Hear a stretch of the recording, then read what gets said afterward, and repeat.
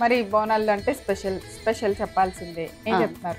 ఈరోజు కోవా పరమాన్నం చేస్తున్నాను. సో కోవా పరమాన్నం చేయబోతున్నాం. ఇప్పుడు కావాల్సిన ఇంగ్రీడియంట్స్ అన్ని ఒకసారి చూసేద్దాం. కోవా పరమాన్నం తయారు చేసుకోవడానికి కావాల్సిన పదార్థాలు: ఉడికించుకున్న అన్నం, పచ్చి కోవా, డ్రై ఫ్రూట్స్, నెయ్యి, యాలకుల పొడి, పాలు, పంచదార అన్నీ రెడీగా ఉన్నాయి.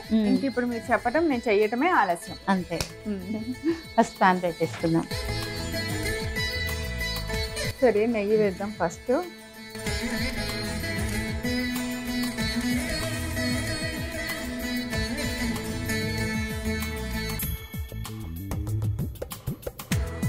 ఓకే, ఇప్పుడు ఎలచి పొడి వేసేసి మంచి ఫ్లేవర్ వస్తుంది.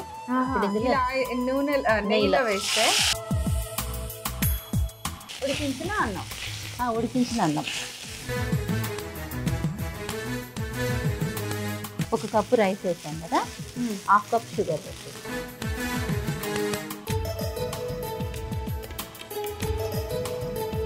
ఫ్రెష్ కోవా.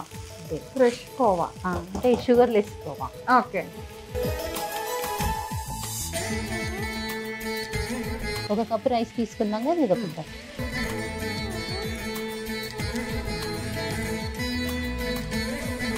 కొద్దిగా పాలు వేసి. ఇది కరగక్కర్లేదా? కరుగుతుంది, మెల్ట్ అవుతుంది.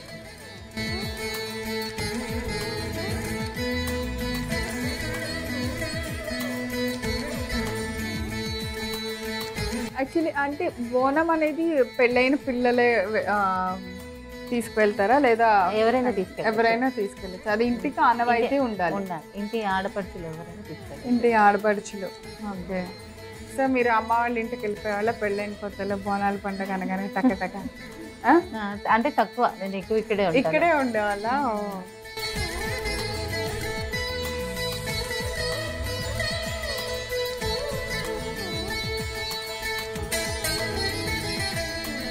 సో బోనాల పండుగ కానివ్వండి, ఏ పండుగలైనా మనం చాలా చాలా చూస్తూ ఉంటాము. ఇప్పటి వరకు మీ లైఫ్లో మీకు గుర్తుండిపోయిన బోనాల పండుగ రోజు జరిగిన మంచి ఇన్సిడెంట్ ఏదైనా చెప్పరా? ఫెస్టివల్ అంటే అన్ని మంచి ఇన్సిడెంట్సే ఉంటాయి.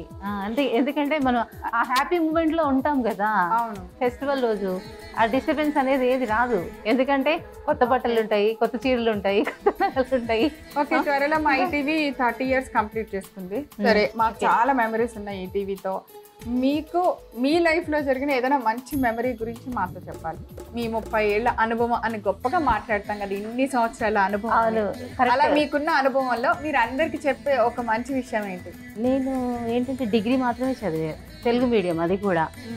నాకు నేను ఐడెంటిటీ నేను తెచ్చుకోవాలి, నాకంటూ నేను సాధించుకోవాలి ఏదన్నా అని చెప్పేసి సరదాగా ఈటీవీ2 సఖీలో ఒక కుకింగ్ షోకి ఒక ఎపిసోడ్కి వచ్చాను.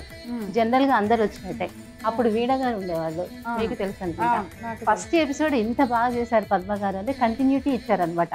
అప్పటి నుంచి ఇప్పటి వరకు అభిరుచి వరకు నాకు తిరగలేదు. అది ఇన్సిడెంట్స్ అనమాట. ఈటీవీతో ఉన్న అనుబంధం నాకు. అలాగే అన్ని ఛానల్స్లో కూడా ఇప్పుడు దాదాపుగా 24 సంవత్సరాల నుంచి నేను చేస్తూనే ఉన్నాను. కంటిన్యూటీ ఎప్పుడూ ఆగలేదు. కంటిన్యూ. మీకు తెలిసిందే ప్రవీణతో ఎన్ని సంవత్సరాలుగా నా అనుబంధం అలా రన్ అవుతూనే ఉందన్నమాట. నేను అడిగింది ఈటీవీతో అనుభవం డెఫినెట్గా మనందరికీ చాలా బాగుంటుంది. ఎందుకంటే ఇంత జర్నీ దేవుడు ఇస్తే తప్ప వెళ్ళలేము. అది ఓకే. కానీ మీ లైఫ్లో, మీ పర్సనల్ లైఫ్లో జర్నీలో మీరు ఇప్పుడు ఈ విషయాల్లో జాగ్రత్తగా ఉండాలి, ఇది నాకు తెలిసింది, ఇది నేను నేర్చుకున్నాను అని చెప్పాలంటే ఏం చెప్తారు? జాగ్రత్తగా ఉండాలి అంటే మన హెల్త్ విషయంలో జాగ్రత్తగా ఉండాలి. మనము మోటివేట్ చేసుకోవాలి, జాగ్రత్తగా ఉండాలి.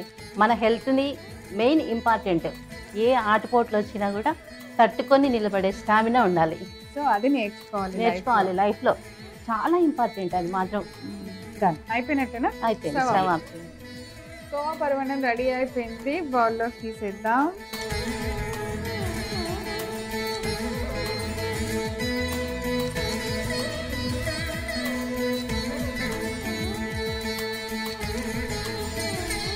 సో ఇవాళ పరమాన్నంలో మనం 2 పాయింట్లు నేర్చుకున్నాం. మీరు గమనించారా లేదా? నేను గమనించాను. వేడి వేడి నెయ్యిలో ఇలాచీలు వేసాం, మంచి ఫ్లేవర్ వస్తుందని ఒక పాయింట్ చెప్పారు. అండ్ ఇంకొకటి, పరమాన్నంలో అన్నం కన్నా కోవా ఎక్కువ వేసాం. సో డెఫినెట్గా 2 మంచి టేస్ట్ యాడ్ అయి ఉంటాయి, కొత్త పాయింట్లు నోట్ చేసుకుంటే అయిపోయాయి. మన పరవన్నంకి ఇవి అప్డేట్ చేద్దాం.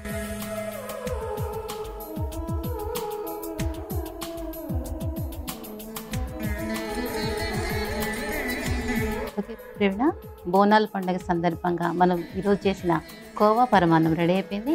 ఒకసారి అమ్మవారికి సమర్పించి అలాగే.